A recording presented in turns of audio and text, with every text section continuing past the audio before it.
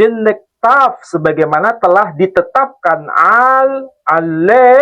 asyar kadmo sebagaimana orang-orang sebelum kalian. Kadmo lahem sebelum kalian. Berarti perintah puasa untuk kita muslim itu persis seperti perintah puasa untuk umat sebelum kita. Dan di bulan ke-9 adalah bulan istimewa. Diturunkannya kitab Quran itu di bulan Ramadan. Kitab Taurat juga menyebut itu bulan yang istimewa. Makanya di situ kalau disebutkan bulan ke-9 untuk kitab Taurat itu adalah bulan Kislev. Mereka sebut Kislev. Dan itu harinya terdiri atas 29 sampai 30 hari. Nah, ketika Musa menerima hukum Taurat di Bukit Sinai, itu kan ada yang disebut 10 hukum Taurat. 10 hukum Taurat. 10 hukum Taurat itu diterima oleh Musa di bulan apa? Menurut tradisi Islam juga di bulan Ramadan. Hanya tanggalnya yang berbeda. Tanggalnya di bagian akhir. Tanggal-tanggal akhir. Ya 10 hari terakhir itu. Cuma tanggalnya yang berbeda. Itu Taurat, kemudian Injil, kemudian Zabur, kemudian Quran diturunkan semua di bulan istimewa itu. Itulah sebabnya tradisi Yahudi itu menyebut dengan istilah Yom Kippur. Yom Kippur, Yom itu artinya hari. Kippur ini sama dengan kafar. Artinya apa kafar? Penebusan. Ya, dan itu ada kaitan dengan orang-orang Yahudi melakukan puasa, dan puasa yang mereka lakukan itu ada kaitan dengan bagaimana ketika Taurat itu diturunkan kepada Musa.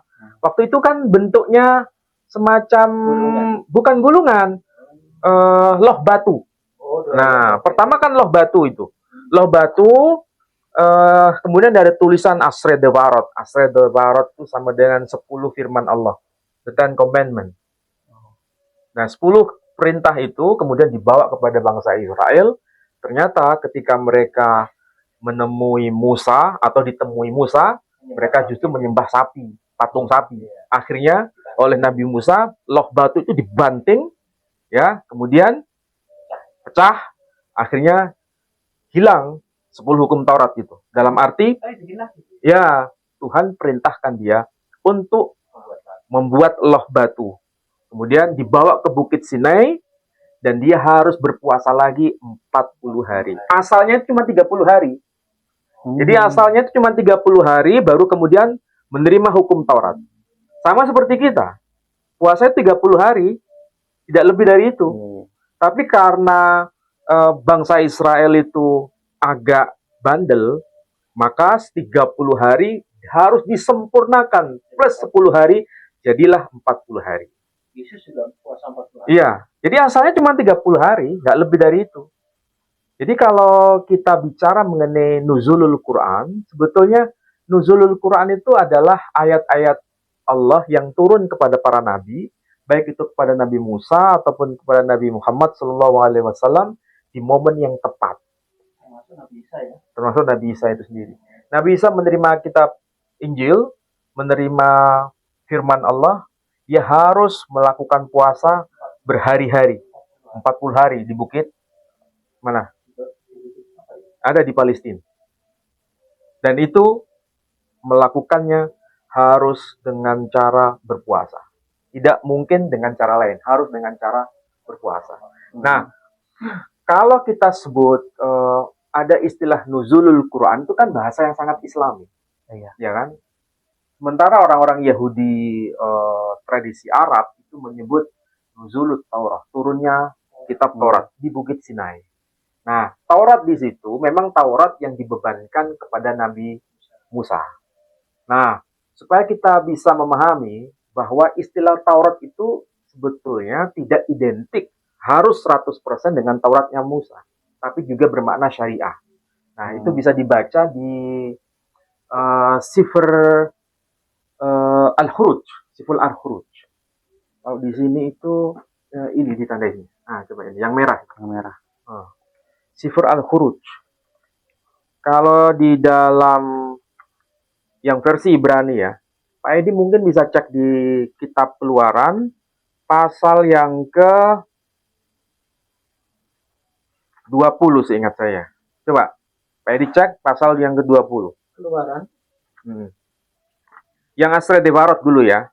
Keluaran pasal Pasal yang ke-20. 20 ayat. Ayat yang pertama. Lalu Allah mengucapkan segala firman ini. Pasal 20 ayat 1. Sudah, itu aja. Ayat 2. Lalu Allah mengucapkan segala firman ini. Akulah Tuhan Allahmu yang membawa engkau keluar dari tanah Mesir, dari tempat perbudakan. Akulah apa? Akulah Tuhan Allahmu yang membawa engkau keluar dari tanah Mesir, dari tempat perbudakan. Nah, itu kalau versi terjemahan Indonesia ya. Iya. Itu bagian dari apa yang disebut sebagai 10 firman Tuhan.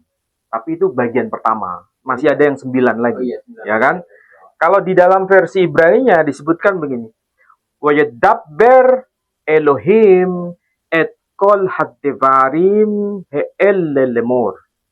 Ini versi Ibrani-nya. Di sini dikatakan, Anochi Adonai Eloheicha asher hotsiticha me'eretz Mitzrayim. Anochi itu sama dengan ana. Oh, Kalau bahasa Arabnya di situ nanti bisa Ya. dibacakan. Kalau Anochi Ana. itu bahasa Arab sama dengan ana. Adonai ini kan pakai yod he vav he.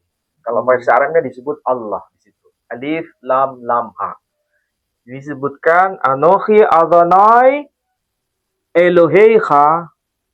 Kalau di situ disebut ilahuka. Kalau tidak salah di situ atau Rabbuka.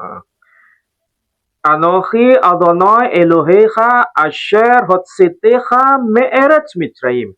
Akulah Allah yang Tuhanmu yang telah mengeluarkan engkau me'eretz Mitzrayim dari me'eretz. Eret itu sama dengan al-ard. Dari tanah Mitzrayim, dari tanah Mesir. Kalau versi Arabnya apa itu? Alladzi akhrajtuka min ardi Misra. Nah, awalnya. Innani anallah ya, kalau nggak salah. Summa kallamahum bi jami'i hadzal kalam qailan anallahu rabbuka alladzi akhrajtuka min ardi Misra. Nah, mirip kan dengan bahasa Arab.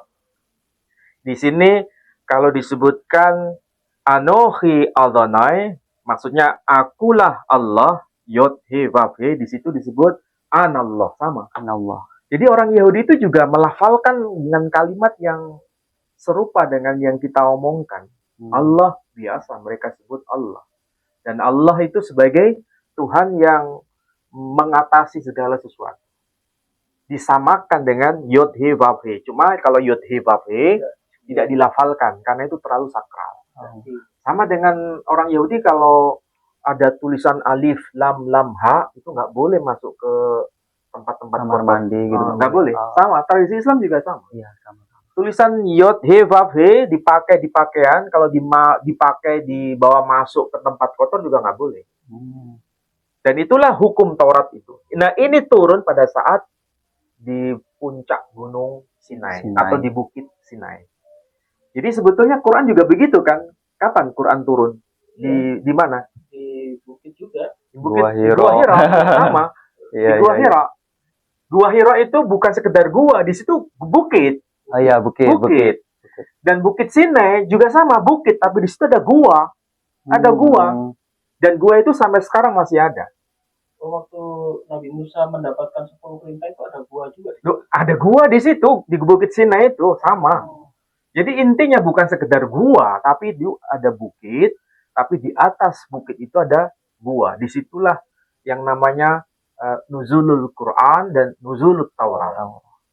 Tapi bentuknya kalau versi Yahudi itu lempengan batu. Dan di situ ada tulisan. Tulisannya Ibrani. Dan yang menulis itu langsung dari Allah. Langsung itu. Jadi nggak tahu bagaimana cara Allah menulisnya ya. Cuma di situ tulisannya Ibrani. Dan itu yang dibawa kepada bangsa Israel, tapi harus melalui puasa berapa hari? 30 hari plus 10 hari. Yang awalnya itu 30 hari, tapi karena mereka itu agak bandel, akhirnya Nabi Musa secara emosional membanting itu loh batu.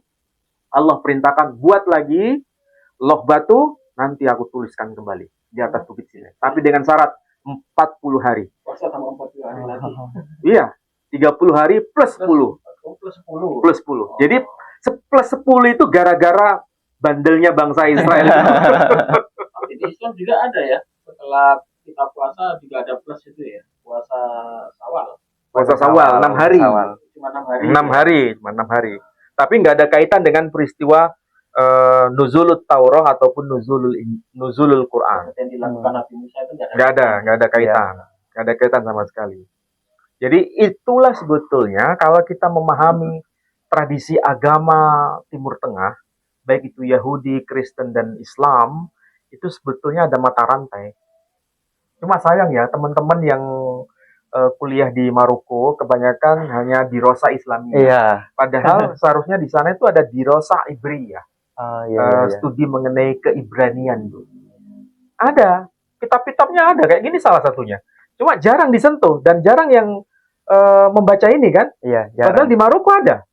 Tapi kita kapan hari ketemu santri tanpa beras, dia ambil studi Ibrani ya. Di mana kemarin yang santrinya punya? Oh, ada di Israel. Israel ya. Di Israel, dia studi Israel.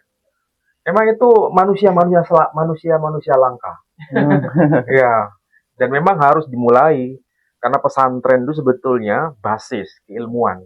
Semua keilmuan itu ada di pesantren. Cuma ada yang konsentrasinya di bidang syariah, ada yang konsentrasinya di bidang akidah, ada yang konsentrasinya di bidang muqaranah, baik itu muqaranatul adyan maupun muqaranatul madahib. Nah, itu tergantung dari passion masing-masing. Jadi paling tidak Pak Edi, kalau kita bahas mengenai Nuzulul Quran di bulan yang suci, Nuzulut Taurah juga di bulan yang suci dan harus menjalankan ibadah ritual puasa, itu bukan hanya tradisi Islam, tapi itu adalah tradisi dari agama yang diturunkan sebelumnya. Maksudnya kitab suci yang diturunkan sebelumnya. Baik, saya kepingin tanya kepada Mas Ali soal Nuzulul Quran ya. Ini Al-Quran itu kan diturunkan bertahun-tahun. Apakah apa yang diucapkan oleh Ustaz Ali tadi bulan Ramadan itu setiap bulan Ramadan atau hanya awal atau gimana? Mungkin Mas Ali bisa jelaskan. Iya. Memang pertama kali turun itu di bulan Ramadan. Jadi selama 22 tahun, 2 bulan, 22 hari itu dalam kurun waktu itu keseluruhan Al-Quran itu diturunkan gitu. Jadi nggak hanya turun di bulan Ramadan saja, tapi setelah itu juga turun secara perlahan-lahan dan secara per ayat atau per surat gitu selama itu kan. Mungkin waktu turun di Gua Hiro itu ya bulan Ramadan juga. Ya memang. Iya. Bulan Ramadan. Berarti pas puasa itu nanti.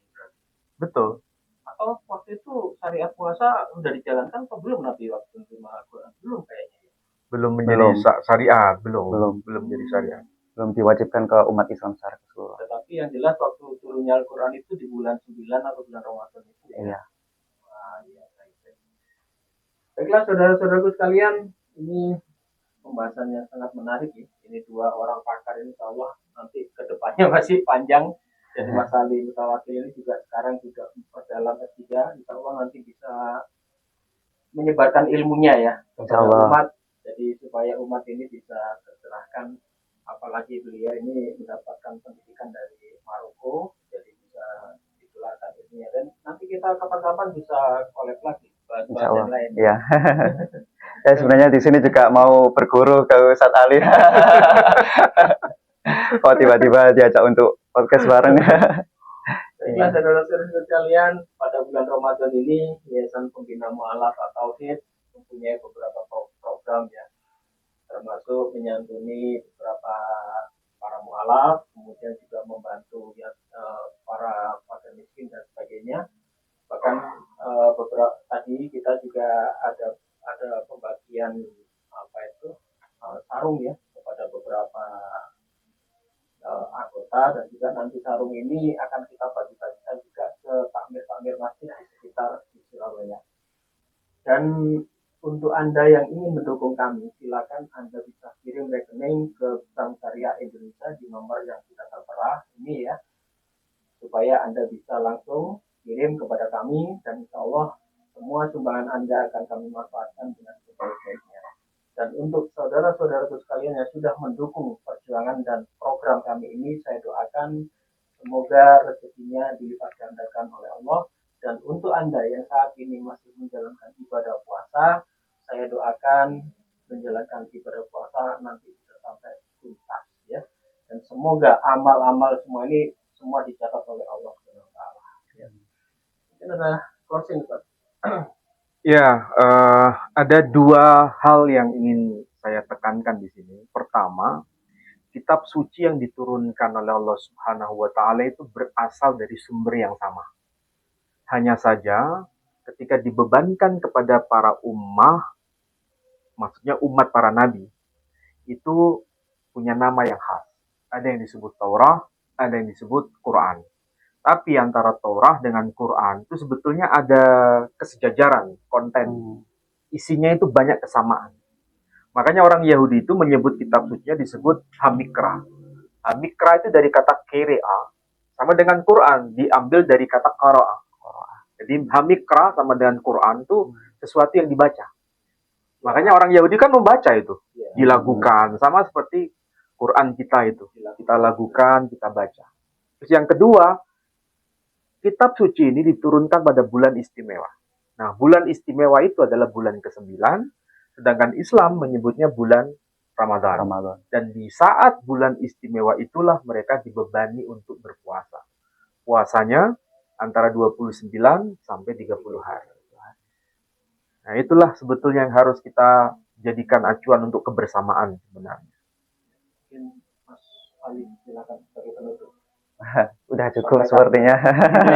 Ya, udah cukup. Baiklah, saudara-saudara sekalian, demikian perjumpaan kita kali ini ya di bulan puasa ini. Pak Ali juga kelihatan sudah capek karena masih puasa, dan besok kita bisa berjumpa lagi ini karena minggu-minggu terakhir ya menjelang Lebaran. Semoga kawan-kawan yang saat ini sudah siap-siap mudik, hati-hati di jalan, selamat sampai tujuan, tidak ada kecelakaan di jalan.